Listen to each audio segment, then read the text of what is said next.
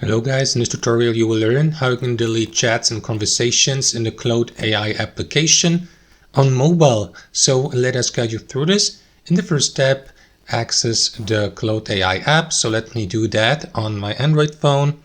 And what you want to do here guys is tap into these three lines in the top left corner here to access the main menu. And here you will see, for example, the new chat feature, chats and artifacts. So what you want to do is navigate to chats here, tap into it to get access to your entire chat library on Claude AI, and swipe through that library and tap into the given conversation you would like to delete. So let me go with that untitled one here. And what you want to do after that is simply tap into these three dots in the top right and select delete.